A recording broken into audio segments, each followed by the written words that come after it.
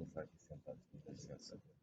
Muito boa tarde a todas e a todos. Eu vou falar sentado porque me é mais conveniente, uma vez que vou apresentar um PowerPoint e agradeço muito a vossa presença. Os meus amigos sabem que quando venho a Moçambique, à pátria amada, eu me sinto em casa, embora sendo português, mas também vou sendo moçambicano. E, na verdade, desta feita, vim por razões académicas. Ontem, a Universidade Católica de Moçambique fez o seu primeiro doutor em Direito, em Nampula, na Faculdade de Direito em Nampula, de onde vim hoje de manhã. Proporcionou-se esta nossa conversa, mas muitos saberão que já vivi aqui, já dei aulas na Faculdade de Direito da Universidade de Almondlane, também no ISCTEM, em várias instituições e já preferi múltiplas conferências. Eu agradeço muito ao Sr. Vice-Presidente do Tribunal Supremo, Sr. Conselheiro João Beirão, as suas palavras amigas. Agora, por graça, poderão ainda ter acesso a mais elementos curriculares se forem à minha página do YouTube, que eu sou youtuber, por incrível que pareça. Tenho uma página do YouTube ou também tenho um link, uma página, é o meu nome.com. Mas muito obrigado também pela sua generosidade e pela sua simpatia na apresentação do meu currículo.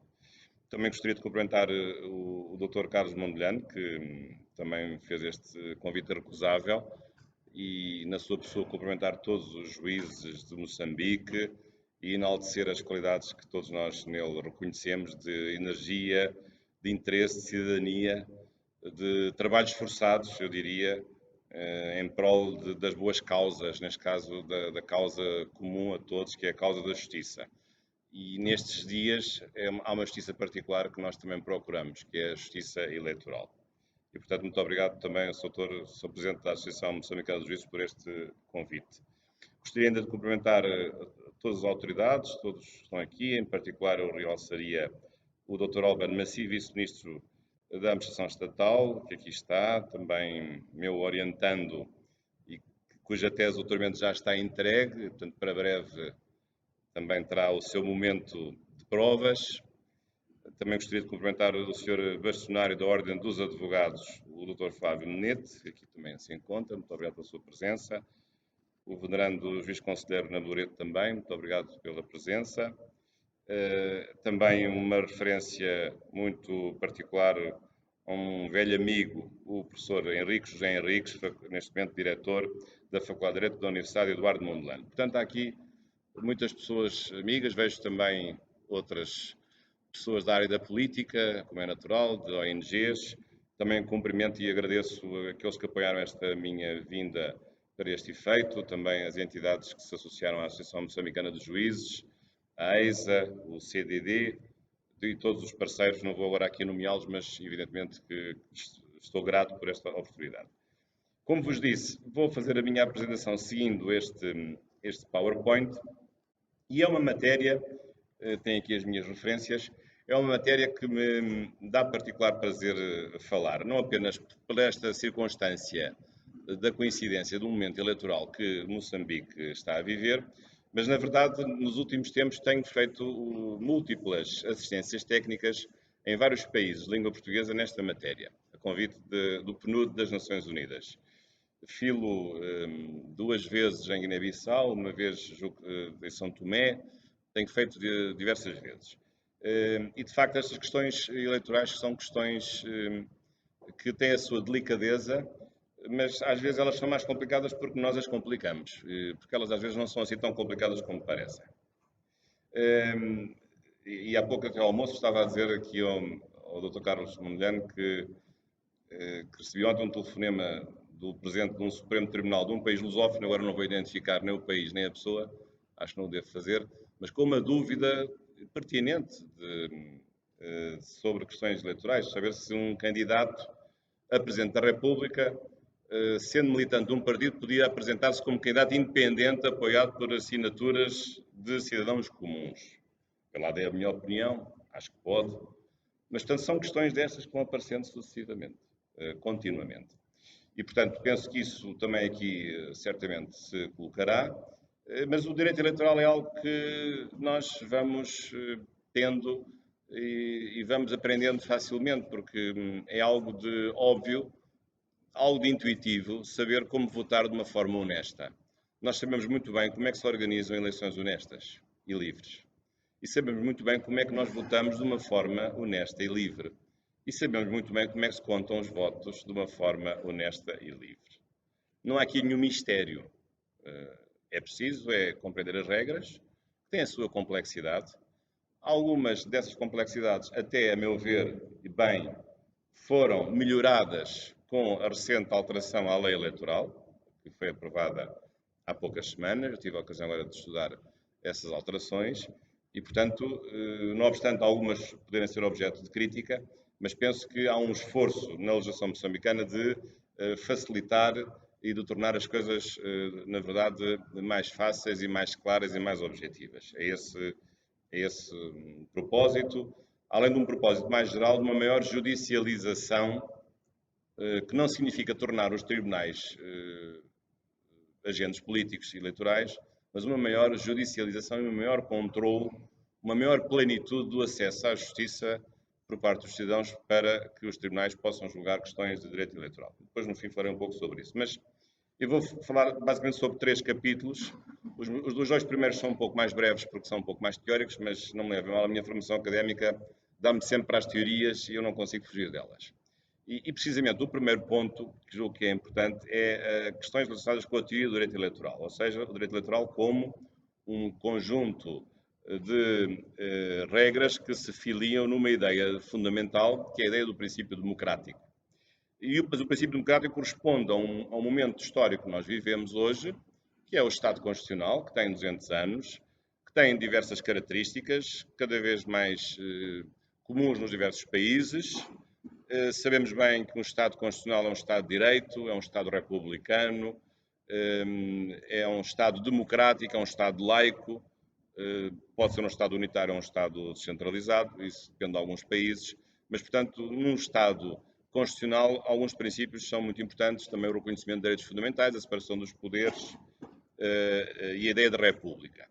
Depois, também, isso significa que, do ponto de vista do princípio democrático, que é a melhor condensação de uma das ideias basilares do Estado Constitucional, significa que quem manda é o povo.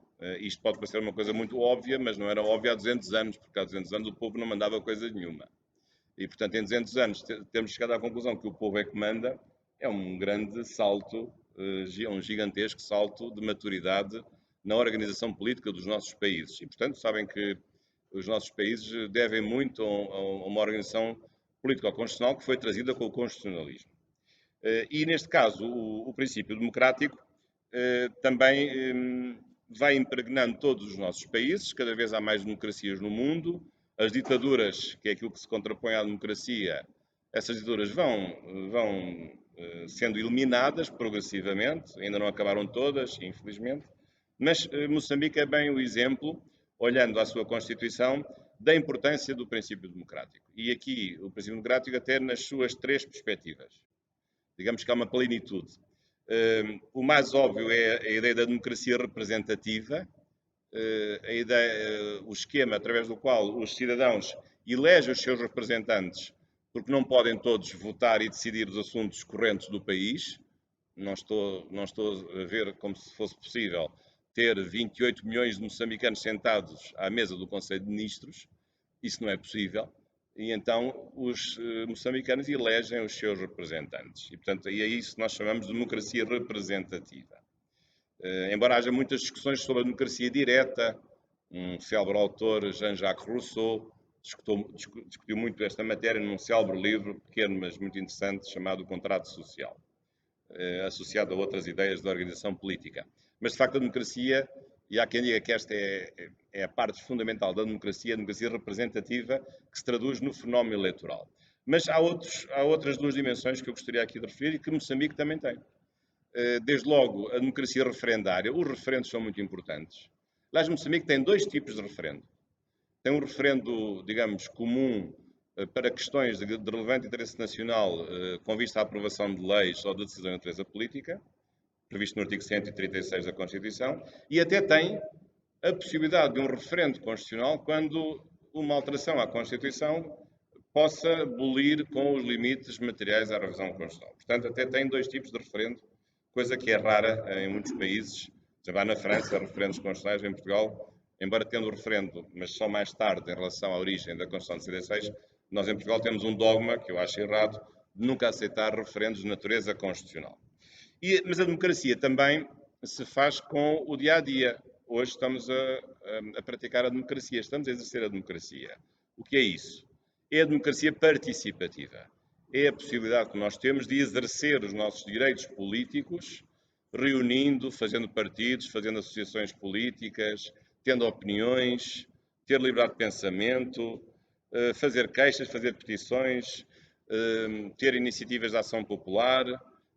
Portanto, todos esses direitos são de natureza política, embora o mais importante resida na ideia de que os cidadãos podem criar partidos políticos. Portanto, a ideia do multipartidarismo é fundamental, como tradução de um certo tipo de pluralismo, neste caso o pluralismo político e ideológico, e, portanto, uma democracia também tem que ser participativa e tem que ser, evidentemente, multipartidária. Portanto, este é o enquadramento daquilo que significa o princípio democrático, que tem estas três dimensões. Claro que quando falamos em direito eleitoral estamos mais preocupados com a primeira dimensão, a dimensão da chamada democracia representativa. Mas as outras dimensões também têm um direito associado, um direito referendário e um conjunto de direitos fundamentais de participação política. Em relação ao direito eleitoral propriamente dito, é um ramo, é um capítulo, começou por ser um capítulo do direito constitucional, mas ele tem vindo a desenvolver-se. Hoje é algo já interdisciplinar, porque não é só um direito nacional, mas é um direito que muitas vezes é limitado por convenções internacionais, por direitos humanos que vêm de convenções internacionais. As observações das eleições são também observações internacionais. E há uma procura de saber quais são os princípios fundamentais do direito eleitoral. Aqui estão alguns, que depois mais tarde eu vou desenvolver. Enfim, o princípio da liberdade do voto, da igualdade do voto, naturalmente, da imparcialidade das instituições da administração pública no decurso do ato eleitoral, de quem vota são os nacionais, embora possa haver algumas exceções, ou o princípio da urgência, os atos eleitorais são sempre urgentes, sobretudo em matéria de contencioso, ou também o princípio da utilidade do voto, que depois, mais à frente, eu explicarei em que é que se vai traduzir. Mas, portanto, não se espantem de haver manuais, de verem manuais de direito eleitoral, que têm sido associado ao direito constitucional, mas hoje vai-se alargando e é, no fundo, um novo ramo do direito interdisciplinário, não apenas restrito ao direito de natureza constitucional. Quando falamos em direito eleitoral e em democracia representativa, evidentemente que o que aparece como mais importante é o chamado sufrágio político. O que é o sufrágio? O direito de sufrágio. É o direito de escolher. É um direito fundamental que se distingue de outros direitos, que eu já referi por alusão à democracia participativa. E este direito de sufrágio, acho que já tem uma origem na República Romana, portanto, fins no final da época pré-cristã, significa o direito de escolher pessoas para governar, o direito de ser escolhido para governar, capacidade eleitoral ativa e passiva, e o direito de decidir sobre questões da vida coletiva, neste caso através do referendo. Este direito de votar, como imaginam, tem sido o ponto central da medição do caráter democrático dos Estados. Os Estados não se medem apenas pelo tipo de sufrágio que têm, mas o sufrágio, tendo certas características, dá logo a imagem do que é que o Estado é. E quais são as características que ao longo do tempo temos vindo a acumular, como características essenciais para que um Estado seja verdadeiramente democrático. É que o sufrágio seja o quê? Seja universal, não seja só dos ricos, não seja só dos alfabetizados, não seja só dos homens, mas seja de todos os maiores. Os menores não têm maturidade eleitoral. Mas há muitos países evoluídos, só nos anos 60 é que reconheceram o direito de voto às mulheres, por exemplo. O que não deixa de ser impressionante. Ou o direito de voto a todas as etnias, evidentemente, ou a todas as minorias. Portanto, o voto ser universal ser inalienável, isto é, não se pode vender o voto, era só o que faltava. Ou não podemos pedir a alguém que vote por nós, o voto é intransmissível. O voto é livre, não pode ser constrangido, não pode obrigar a votar de certa maneira. É por isso também que o voto deve ser secreto, para ele poder ser livre. O voto ser igual, cada um tem o mesmo peso. O catedrático vota com o mesmo peso do que vota o aluno, ou o velho em relação ao novo, todos têm o mesmo peso de voto. Não é como nos clubes de futebol, embora eu goste muito do Sporting Clube de Portugal, em que os associados mais velhos têm 50 votos e os que acabam de entrar no clube só têm um voto. Sempre achei isto muito estranho, para não dizer que é inconstitucional. Mas é melhor não invocar esta razão lá no nosso Sporting Clube de Portugal, porque isto pode dar mau resultado. Mas, portanto, o voto realmente é um voto igual, todos têm o mesmo peso. É um voto também periódico, porque se não é periódico, se só se vota uma vez e depois as pessoas que são eleitas nunca mais de lá saem, acaba a democracia, porque as pessoas se eternizam e o país se transforma numa ditadura. O voto ser direto, não há nenhuma intermediação para a minha escolha.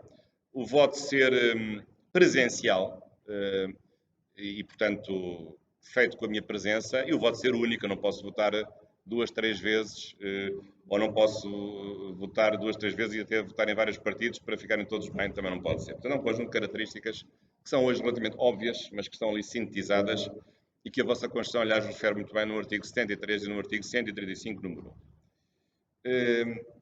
Depois, outro problema que se coloca, em termos gerais, é como é que se organiza o ato de sufrágio. Isto não é uma coisa que se faça de qualquer maneira. Tem aqui algumas opções importantes que é preciso tomar. Porque, reparem, se o direito de votar é uma coisa muito simples, porque eu voto no minuto, para eu chegar a esse momento de votar, num domingo, num minuto, há muita coisa que acontece antes e muita coisa que acontece depois. E, portanto, o direito de voto, se é um direito pessoal, individual, fundamental, também tem uma dimensão institucional e, portanto, é preciso toda uma armadura, todo um aparelho eleitoral que permita que este singelo exercício de um voto que dura 10 segundos se possa realizar. Isso significa que é preciso haver leis claras, leis objetivas.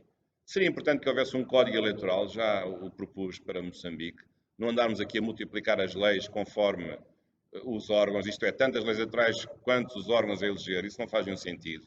Mas vale ter uma lei única em que há um capítulo comum a todos os órgãos e depois haver capítulos específicos para cada um dos órgãos e não andarmos aqui a multiplicar as leis eleitorais ad nauseum, penso que isso não faz sentido, mas descansa que não é uma crítica específica a Moçambique, porque é também uma crítica, em primeiro lugar, dirigida a Portugal, que também padece desse problema, aliás, em mais elevado grau. Depois também é uma questão da organização do processo eleitoral, porque há uma dimensão administrativa do processo eleitoral, desde logo lá atrás no recenseamento. Como é que se organizam as mesas de voto? Como é que se escolhem as pessoas para estar no dia da votação? Depois, como é que se formalizam os resultados? Tudo isso.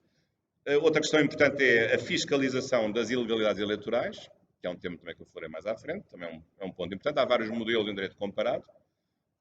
Em Moçambique, como em Portugal e em vários países lusófonos, há um sistema, digamos assim, misto, de uma intervenção administrativa e uma intervenção também, embora mais importante, de natureza judicial. E depois um tema que eu não vou desenvolver, mas é um tema difícil, que é o tema do financiamento das eleições. Acho que está previsto um tipo de financiamento, mas o financiamento é uma coisa delicada, porque delicada sobretudo por duas razões. Porque hoje, nas democracias mais avançadas, as pessoas acham que não se deve dar dinheiro aos partidos para que eles concorram, porque os partidos estão um pouco em desgraça, perderam muito o seu prestígio. Então, o cidadão que já paga muitos impostos não quer dar dinheiro para que os partidos façam campanhas eleitorais altamente dispendiosas. É um problema. Este é um problema de natureza mais circunstancial. E depois há questões mais delicadas, que é ter regras de financiamento que garantam a soberania do país, isto é, que não haja um país estrangeiro que compre a democracia de outro país pagando a campanha eleitoral de um país que vai ganhar porque vai ter mais meios para fazer campanha eleitoral. Portanto, o financiamento estrangeiro versus financiamento nacional. Ou, outra coisa muito importante, financiamento público versus financiamento privado.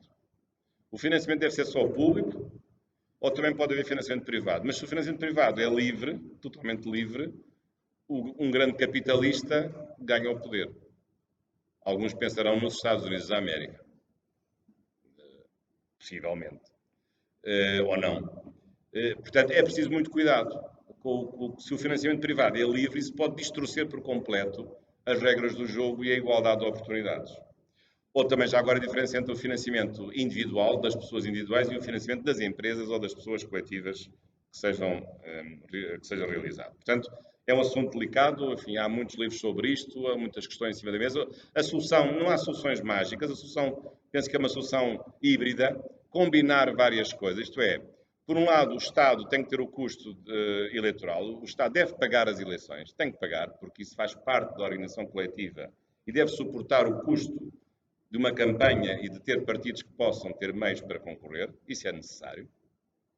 Como é necessário ter transportes, ou ter hospitais, ou ter escolas. Mas não é só isso. Também penso que dá aqui uma margem de liberdade dos cidadãos de poderem financiar o partido de que gostam, o partido que preferem. Porquê é que não vamos fazer isso? Vamos proibir os privados de financiar partidos. Porquê? Não vejo nenhuma razão para isso.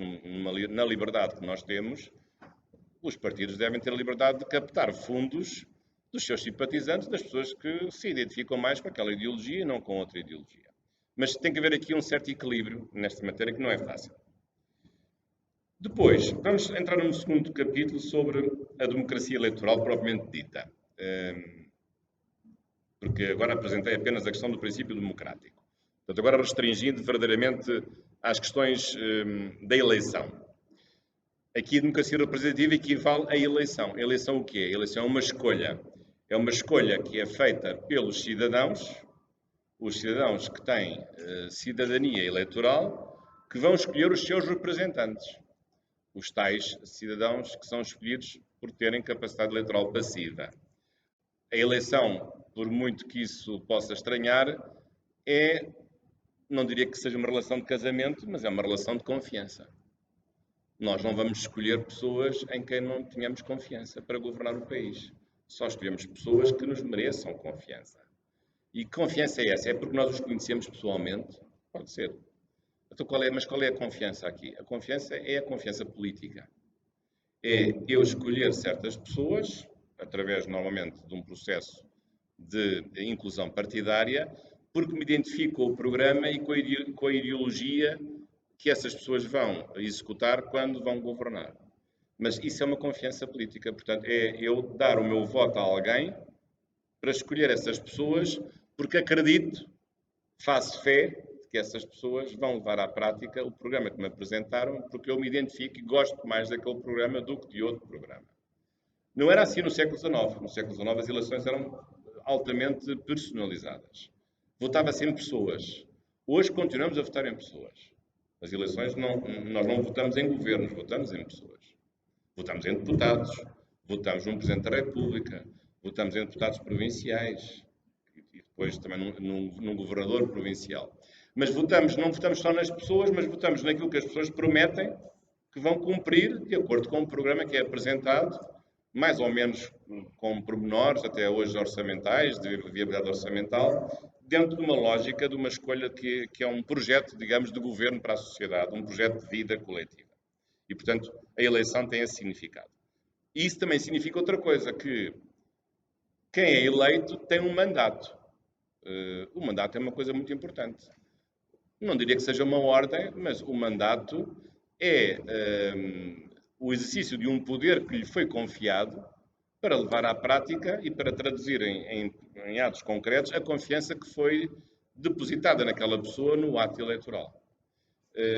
E, portanto, quem é investido nas funções de titular de um órgão público através de um ato eleitoral está na posse, é titular de um mandato democrático que deve exercer de acordo com as regras democráticas. Aqui também há várias discussões teóricas, há uma grande contraposição entre o mandato imperativo, uma vez mais definido pelo tal autor francês Jean-Jacques Rousseau, e o mandato representativo, definido por outro autor da mesma época, que foi muito importante na Revolução Francesa, que foi o abade Emmanuel C.S., defendia uma outra coisa diferente, chamado o mandato representativo. Em que é que se traduz, qual é assim a diferença entre estas duas coisas? Aliás, nenhuma delas dá na sua pureza em nenhuma legislação. No fundo, há sempre uma solução intermédia. O mandato representativo significa que aquele que foi escolhido vai fazer mais ou menos aquilo que quiser. O mandato imperativo, aquele que é escolhido, não tem qualquer liberdade de opção a não ser cumprir dia a dia as ordens que recebe do corpo eleitoral. Isto era a ideia de Rousseau, como alguns saberão, na Segunda República Francesa, porque para Jean-Jacques Rousseau, aliás, essa Constituição chegou a ser escrita, mas nunca entrou em vigor, na altura da Segunda República, na Primeira República, aliás, melhor dizendo, a Segunda República Francesa, portanto, logo a seguir à queda da monarquia, porque nessa fase havia um Parlamento, mas os deputados não votavam as leis. Os deputados apenas propunham as leis e as leis deviam ser referendadas todos os meses pelos cidadãos. Como imaginam, em fins do século XVIII, isto não tinha qualquer possibilidade de se realizar e de ser praticável. Portanto, estas ideias da República Francesa inicial não tinham qualquer sentido. Agora, o deputado tem liberdade? Tem, porque ele também interpreta o mandato que lhe é dado. Mas um deputado pode mudar de partido, mantendo o cargo que tem. Um deputado que foi eleito pelo partido A pode depois filiar-se no partido B e continuar a exercer o cargo de deputado. Será isso possível? Há limites em que isso não é possível. Se ele se inscrever noutro partido, perde o mandato. Tem que ser. Então, se ele tem um mandato das pessoas que fizeram confiança nele para ele executar o programa do partido A, ele depois muda-se para o partido B e vai continuar a exercer funções como se estivesse no partido A. Isso não faz sentido. Portanto, nesses casos, que são raros, perdem o mandato. Esses deputados têm de perder o mandato. Depois há países mais estritos do que outros nesta matéria. Há casos em que isso não sucede, podem mesmo mudar de partido. Outros casos que podem simplesmente transformar-se em deputados independentes.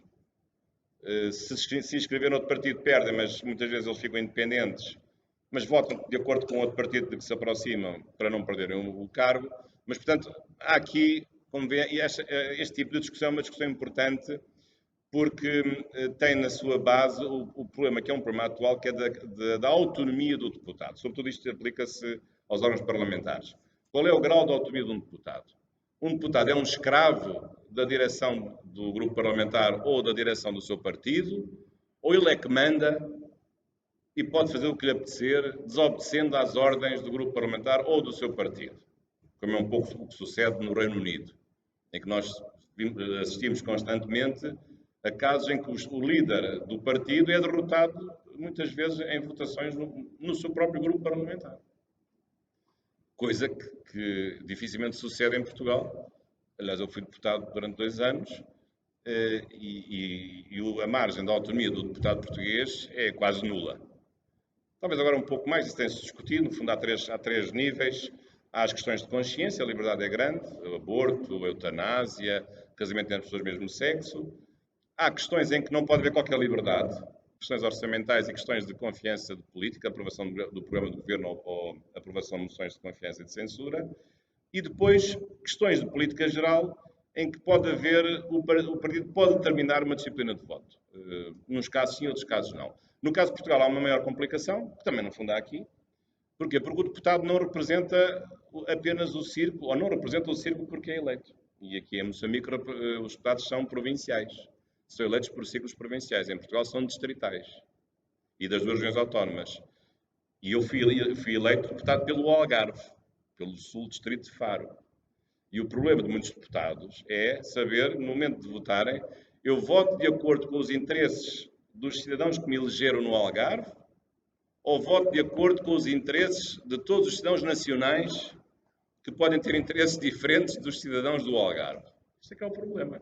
E, portanto, há aqui uma dupla representação, um duplo mandato, uma dupla representatividade que é muito complicada de momentos escritos. Aliás, eu passei por isso, só aqui um bocadinho à parte pessoal, porque quando fui indicado cabeça de lista do partido pelo Algarve, em 2009, por um partido político, que acho que pode dizer, julgo que sabem qual é, o Partido Social Democrata, havia logo um problema complicado, porque o Partido Social Democrata era contra um certo tipo de descentralização, mas o Algarve era a zona do país em que mais se queria a descentralização.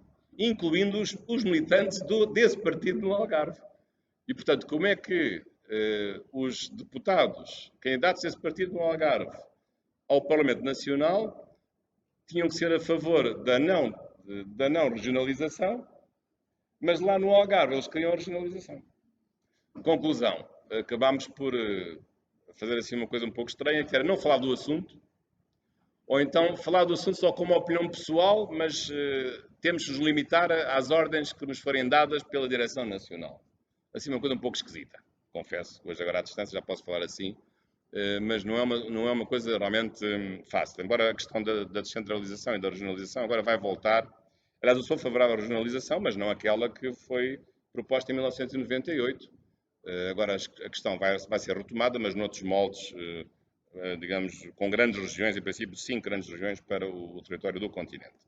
Mas, portanto, isto tem a ver com as questões do mandato eleitoral. Mas vamos avançar, para não nos estressarmos. Depois, para verem a complexidade de um ato eleitoral, vejam aqui as fases, porque um ato eleitoral se pode subdividir. Vejam lá o que é preciso fazer.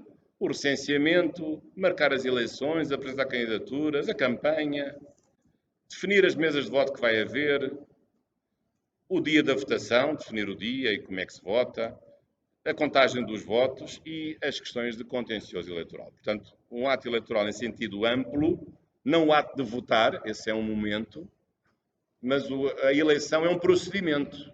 Pode ser um ato instantâneo, o ato de votar é um ato instantâneo, mas a eleição em sentido amplo é um procedimento que tem todas essas fases.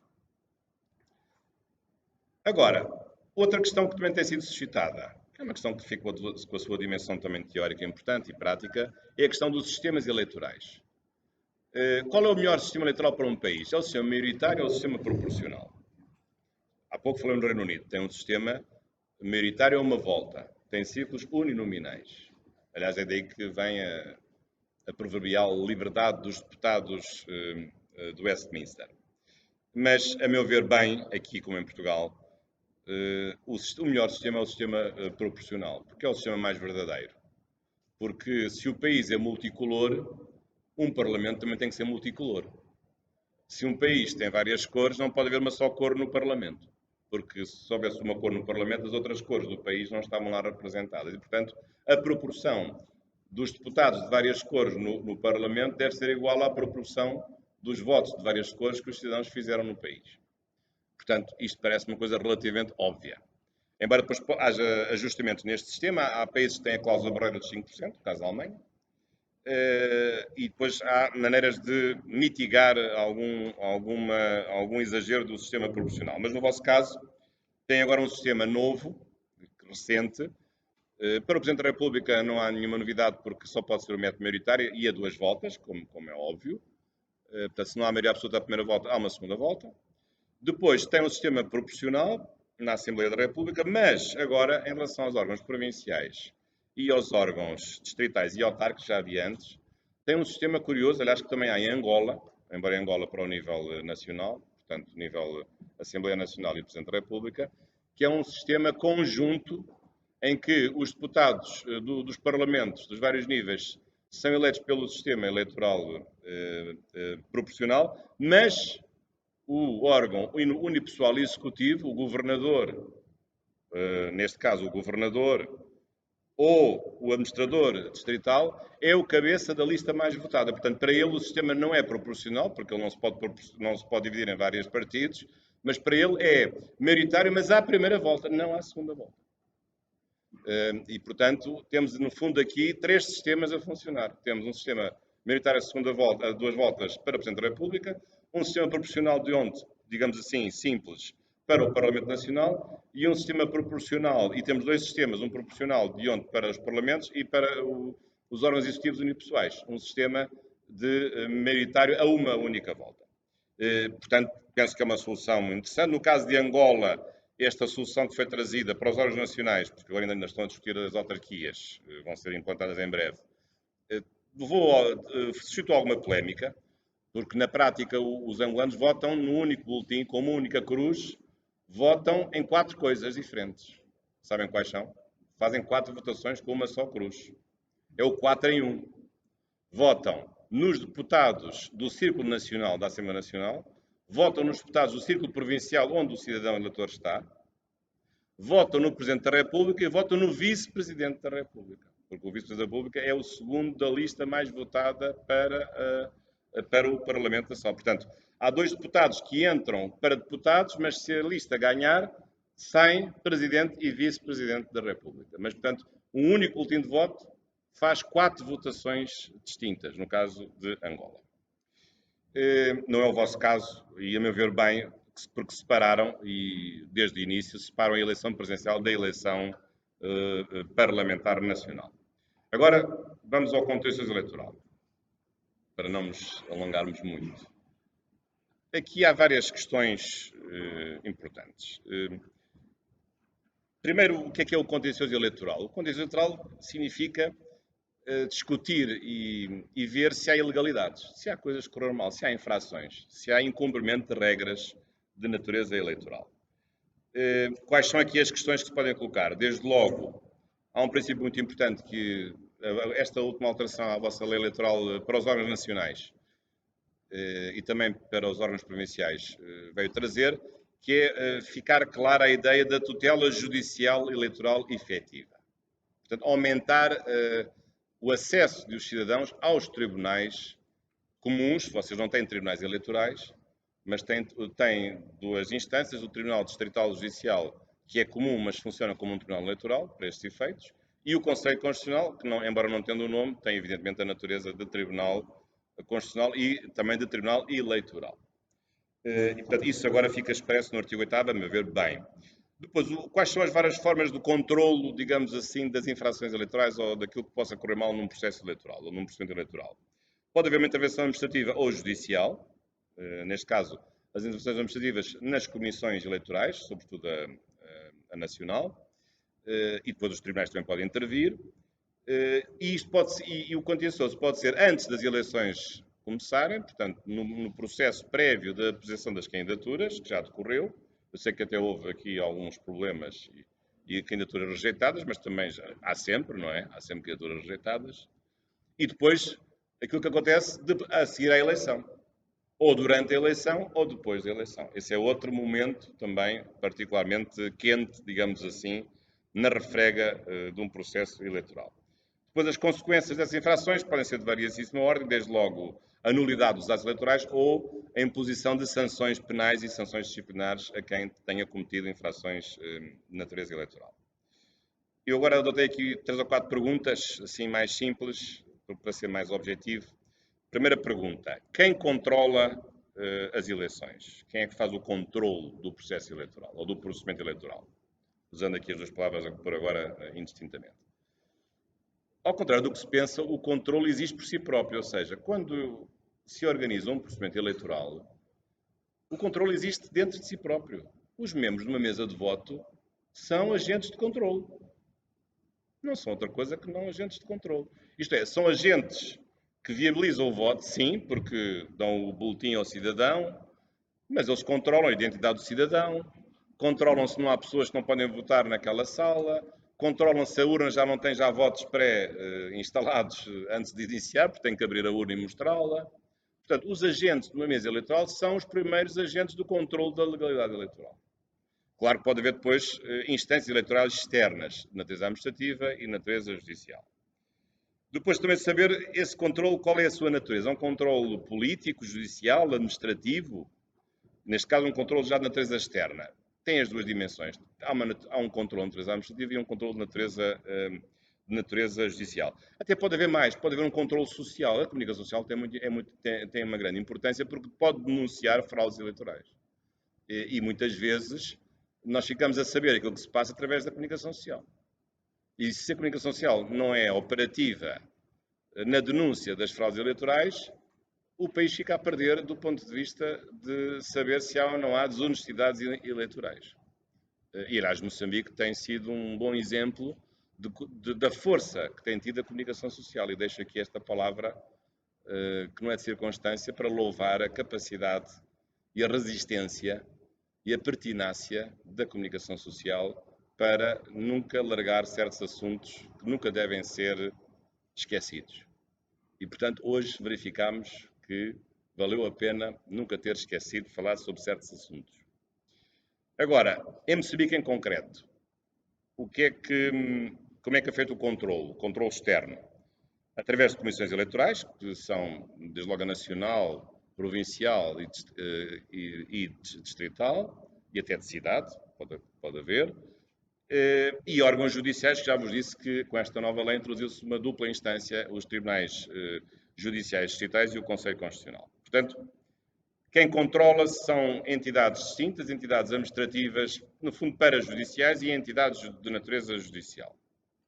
Embora possa haver outros modelos, reparem, isto não é um dado absoluto. No Brasil, há uma justiça eleitoral que não é só de natureza judicial. Os tribunais eleitorais brasileiros são também órgãos de administração eleitoral. Não praticam apenas atos judiciais, mas também praticam atos de natureza administrativa. Penso que isso não se justifica nos nossos países, porque não tem a dimensão do Brasil, mas pode haver outros modelos em direito comparado, e este não é um modelo único, em parte é um modelo que herdaram da experiência portuguesa, e que funciona assim em vários países lusófonos. Aliás, eu sou orientador de uma tese que foi agora apresentada na Universidade Autónoma de um juiz angolano que é presidente de uma comissão provincial do sul de Angola, julgo do Cubanco, em que defende em Angola um novo modelo de fiscalização e de controle da legalidade eleitoral. Portanto, há um espaço amplo de discussão científica. Portanto, este modelo não é um modelo fechado, pode ser discutido de acordo com a eficácia que ele pode dar ou que não pode dar. Depois, uma outra pergunta que importa fazer é: o que é que se controla? Não vamos controlar pensamentos, nem crenças. Isso a Inquisição é que controlava os nossos pensamentos e as nossas crenças. Aqui controlamos coisas objetivas.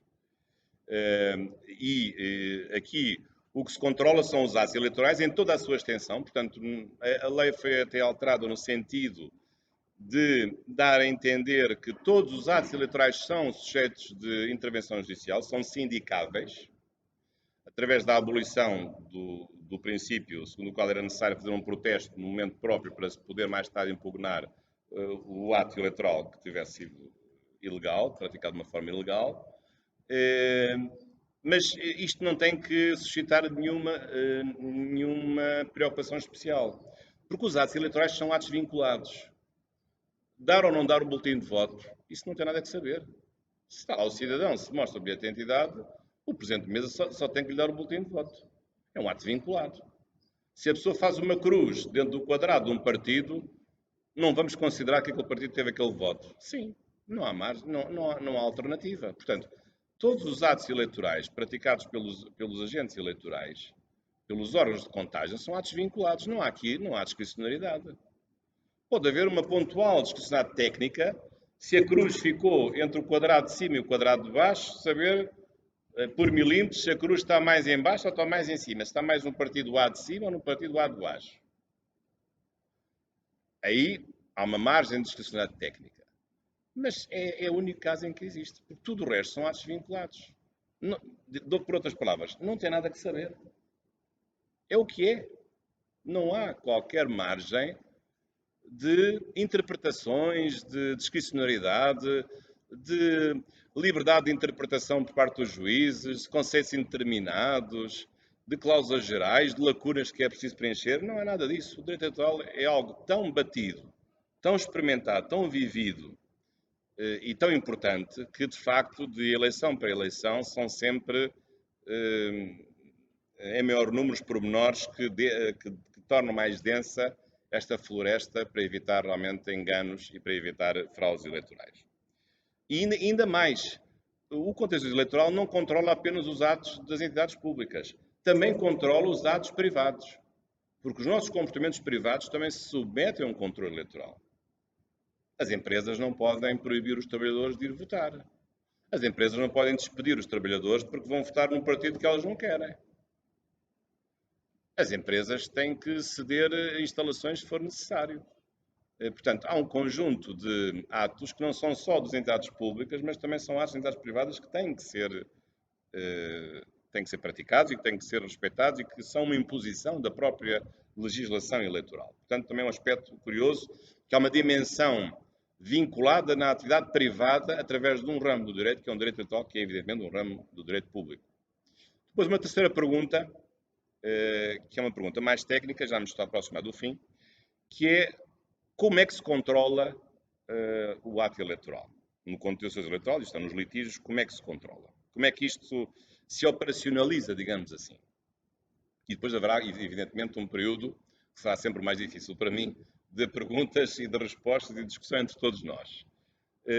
Como é que as coisas funcionam? Claro que se houver ilegalidades, o voto no partido A que a mesa contou como voto no partido B, de propósito, para prejudicar o meu partido, ou porque não deu o boletim de voto àquela pessoa porque dizia que ela já tinha votado uma primeira vez, era mentira. Ou porque não deu àquela pessoa dizendo que aquela pessoa tinha um bilhete de identidade falso, porque sabia que aquela pessoa era de um partido que não era o partido da maioria da mesa.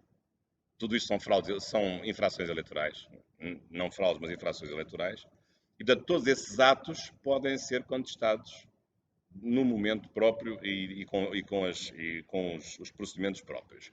Então, em geral, como é que isto funciona? Há um princípio segundo o qual qualquer tipo de irregularidade praticada pode ser objeto de impugnação.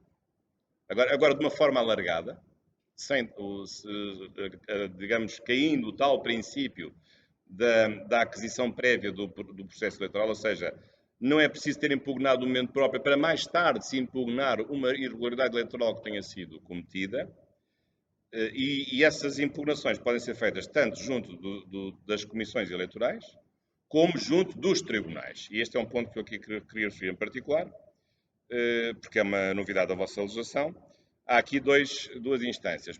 Podem impugnar um recurso eleitoral judicial para o Tribunal Judicial Distrital, quando for desse nível, ou para o Conselho Constitucional, se for de nível superior. O que é preciso? É preciso dirigir ao Tribunal competente, que é o Tribunal Judicial Eleitoral, o Tribunal Judicial Distrital, ser uma impugnação feita por quem tem interesse naquele assunto, portanto, quem tem legitimidade processual, portanto, o partido em causa, os seus mandatários ou os grupos de cidadãos que propuseram aquela candidatura, e, atenção, um prazo que é muito curto, há um requisito de tempestividade de 48 horas. Mas o Tribunal também decide, neste caso, um prazo de 48 horas. Depois os tribunais decidem com essa urgência. Há uma prioridade dos processos judiciais sobre quaisquer outros processos, embora possa haver aqui digamos assim, uma concorrência, porque imaginem que há um processo relacionado com um preso, alguém que está preso. Quem é que tem prioridade? É julgar o processo eleitoral ou uma pessoa que está presa e que intentou um habeas corpus, ou pelo menos um processo, na primeira instância, o habeas corpus é no Supremo Tribunal, para se defender. Portanto, pode haver aqui uma concorrência de prioridades e de urgências. E, portanto, também a possibilidade, no caso dos tribunais de primeira instância, dos tribunais judiciais distritais, haver sempre a impugnação de uma primeira decisão judicial para o Conselho Constitucional. Portanto, há aqui, digamos, uma tramitação própria, gratuita, aliás, todos esses processos são gratuitos, não têm custas. Aliás, os candidatos têm sempre direito a todas as certidões, julgo que sejam aqui também gratuitas. Portanto, este é um pouco, por um lado, os pressupostos, por outro lado, a tramitação. Mas mais importante do que isso é saber quais são os efeitos do controlo no âmbito do contencioso eleitoral. Isto é, se forem detectadas infrações, o que é que vai acontecer? As eleições são todas anuladas? Vai tudo abaixo? Repetimos tudo? Não. Não é essa a orientação. Nem podia ser. Para já é preciso distinguir aqui duas realidades. Quando há uma infração, nós temos que atacar o ato que corporiza a infração, a contagem errada, por exemplo, ou ter declarado que aquele deputado foi eleito quando não tinha votos suficientes para ser eleito. Esse é um problema. Portanto, há um ato de validação que pode ser impugnado, ou de atribuição de um mandato. E outra coisa é a sanção que pode recair sobre o autor da infração, não sobre o ato que ele cometeu, mas sobre o autor da infração, ao nível das várias responsabilidades que nós conhecemos no direito, responsabilidade penal, responsabilidade disciplinar e outras responsabilidades. Portanto, em relação aos atos em si, os atos eleitorais errados, ilegais, baseiam-se num princípio muito importante, que muitos não compreendem, que é o princípio da utilidade eleitoral, ou o princípio do aproveitamento dos atos eleitorais, como diz a vossa legislação, na Lei Eleitoral Geral, 196, número 1, desde que os atos eleitorais não são repetidos, isto é, a votação não é repetida, se não alterar substancialmente o resultado geral das eleições. Esta é que é a regra. Porquê? Porque não vale a pena repetir eleições que não possam influir no resultado final. É uma inutilidade. Eu sei que isto pode provocar alguns arrepios a cidadãos mais puros, porque afinal houve 5 cidadãos que foram impedidos de votar numa Assembleia e ficaram sem a possibilidade de exprimir a sua vontade eleitoral. Está bem, mas a Assembleia tem 1000 e aquele que ganhou, ganhou com uma diferença de 950 votos. Do que é que adianta a pessoa ir lá votar mais 5 votos? Não altera nada. Mas é verdade que houve uma infração. Houve 5 pessoas que foram excluídas abusivamente do seu direito de votar. Sim. Mas porquê é que isto sucede? Porque, na verdade, o direito eleitoral não é, rigorosamente falando, para exprimir a vontade eleitoral. É para exprimir a vontade eleitoral que se traduz em mandatos atribuídos. E, portanto, a preocupação eleitoral é procurar atribuir mandatos. Não procurar ter votações, mas das votações ter um resultado prático que é a atribuição de mandatos. E, portanto, se a discrepância dos votos errados ou votos ilegais não for de tal ordem que não contribua para a mudança dos mandatos atribuídos, essa eleição não se vai repetir. Claro que isto, depois a legislação pode, às vezes, aqui a vossa legislação tem uma expressão um pouco equívoca. Diz resultado geral. Não é bem resultado geral, pode ser o resultado provincial. Claro que para o Presidente da República o resultado é sempre geral. Porquê? Porque para o Presidente da República só há um colégio eleitoral, todo o território. Agora, para a Assembleia da República, não. Para a Assembleia da República há tantos colégios eleitorais quantas as províncias. E, portanto, aqui não é o apuramento geral, é o apuramento provincial. E, portanto, o que interessa, e nem interessa o distrital, interessa o provincial, porque a atribuição dos mandatos dos deputados da Assembleia da República é feita por províncias, não ao nível nacional. Portanto, é nesse nível que interessa, e, portanto, e se o resultado é numa província, não afeta o resultado de outra província. Depois, há um conjunto de responsabilidades de natureza criminal, também importantes, mas há um tema complexo, o tema dos chamados crimes eleitorais, que estão todos previstos na vossa legislação, e com coisas um pouco complicadas. Eu hoje estive a estudar isto hoje e ontem, que não é muito fácil. Desde logo há um princípio segundo o qual, se houver pena mais grave do que aquela que está prevista na lei eleitoral, aplica-se a pena mais grave que se estiver noutro lugar. Depois há um outro problema. Certos crimes eleitorais são crimes comuns. Por exemplo, se eu destruir um cartaz, ou se eu destruir um carro de propaganda de som, eu estou a cometer um crime eleitoral. Mas também estou a cometer um outro crime. Qual? Um crime de dano. Então, que crime é esse? É um crime de dano ou é um crime de destruição de propaganda eleitoral? O que é que prevalece? Sobretudo se tiverem penas diferentes, porque uma pena é a pena que está na lei eleitoral, outra pena para o mesmo facto criminoso é o que está no Código Penal. Podem não ser as mesmas penas. E temos aqui um problema que pode ser complicado. Um concurso aparente, se for um crime especial em relação a outro, ou uma consunção, ou um concurso até real de 2 crimes diferentes, que podem ter penas autónomas porque são 2 factos, embora parecidos, são 2 factos autónomos. Portanto, a questão não é fácil e pode ser uma questão complexa. Depois, outra regra muito importante é que estas infrações também podem constituir, em acumulação, infrações disciplinares. Se a polícia não comparece para manter a ordem pública, ou se a polícia abusivamente impede um cidadão de exercer o seu direito de voto, ou se um funcionário ou se alguém que está na mesa eleitoral comete uma infração, ou qualquer membro de uma comissão eleitoral, essas pessoas estão submetidas a uma disciplina. É uma disciplina, digamos assim, pública. Portanto, há uma violação dos seus deveres de disciplina no âmbito da relação de emprego público que porventura tenham. E até pode haver, neste caso, responsabilidade disciplinar privada. Mas eu até iria mais longe. E esta é uma área que está mais obscura na vossa legislação, que é a questão do dinheiro. O dinheiro é sempre muito importante. O dinheiro que é dado aos partidos, e se os partidos não usarem o dinheiro para os fins eleitorais? Se começarem a viajar ao Dubai ou à Argentina, um sítio simpático. O que é que vai acontecer? Tem que devolver o dinheiro? A lei não é muito clara. A lei diz que há um dever de prestação de contas e pressupõe, evidentemente, que o dinheiro que é atribuído para as eleições é mesmo para as eleições, não é para viajar nem para jogar num casino de Maputo. Digamos, há uma indexação de um fim. Mas, portanto, a prestação de contas pressupõe que se explique para onde é que foi o dinheiro. E mais, a vossa lei diz, e se o dinheiro não for todo gasto, que foi dado por um financiamento público, não for todo gasto para a campanha, o dinheiro tem que ser devolvido. Mas agora aqui é um problema, mas devolvido como? A lei diz que se não houver prestação de contas, isso corresponde a uma infração, neste caso é com uma multa. Então e não há responsabilidade financeira? Reintegratória? Se o dinheiro é do Estado, há uma responsabilidade financeira, porque o dinheiro é público. Responsabilidade reintegratória e até sancionatória autónoma em relação a esta infração, prevista que é apenas a infração de não prestar as contas. Mas eu posso prestar contas dizendo que, sim, eu gastei o dinheiro porque fui ao Dubai. É prestar contas. Mas o dinheiro foi gasto no sítio errado, numa função errada. Portanto, a questão não é muito clara. Depois outra questão que se pode colocar ainda é a responsabilidade civil. Há um princípio de responsabilidade civil.